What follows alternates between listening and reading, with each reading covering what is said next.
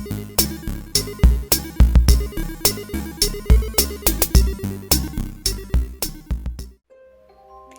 everyone, it's Terrariums and Tea, and I'm just making a little update video on some of the newer orchids that I got and also what I've been doing. So my first update are these guys. I moved the Transwani into a pot, and I moved the eBay orchid out of a pot and onto a mount. And this is because it has a very strange growth pattern, like the very bottom is here and the top is here and the roots are everywhere, so I just wanted to give it some room. I also had to move this guy up a little higher so they weren't touching. He seems to be okay. He's growing some new roots in the front, and he's got some roots in the back. Probably can't see it. Yeah. Alright, moving on. So last year I had done an experiment. I wanted to see what was better for this bulbal phylum. I mounted this one at the bottom, and then the one you see at the top I had in moss, and the one on the top kind of got like weird and wrinkly, and then the one that was mounted seemed to be doing the best. So after my little year experiment, I took this one out of moss and mounted him next to his twin. And these are the 3 Schroeter seedlings I got. This is the very awesome Dendrobium, the Amazon, and I forgot what this one looks like. I think it's supposed to be orange? Anyway, this one is growing 1 new root. This one is growing like 2 new roots. The original roots that are in the middle are okay. It has 1 root on the top that dried out a bit, but otherwise is fine. This guy is super special. It's the Dendrobium. He's growing lots of new little roots, and he seems to be doing the best. He's also grown a little bit, I've noticed. So if you were thinking about a seedling, I'd definitely go with this guy.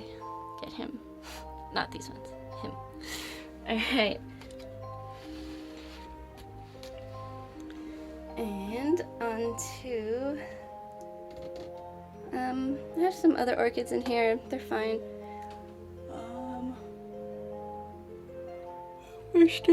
I got sunburn.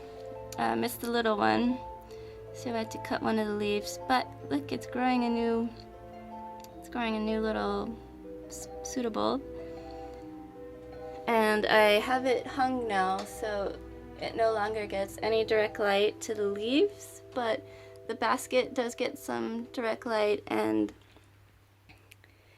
it looks happy.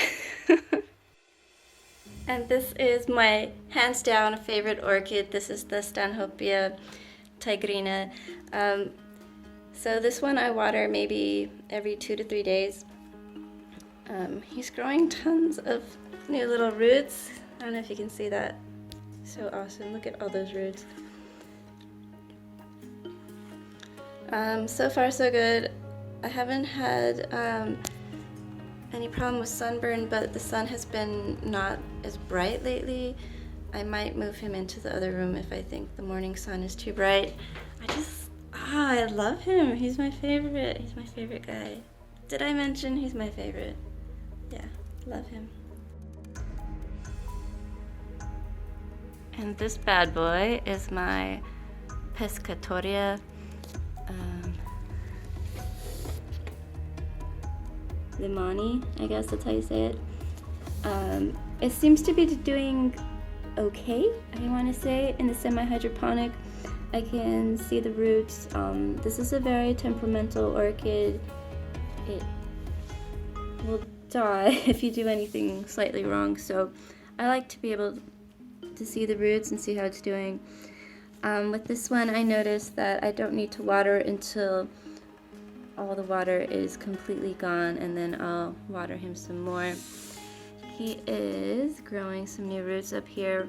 I noticed with the Lyca beads, he stays wet all the time. Like, even though the water level is down here, these beads are wet and the roots stay wet and stay green.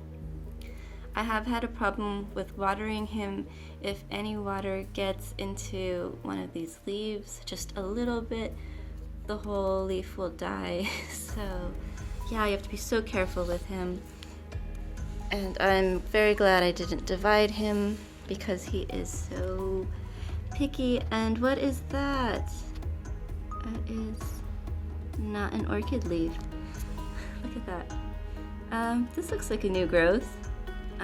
Probably another fan. I'm not getting my hopes up.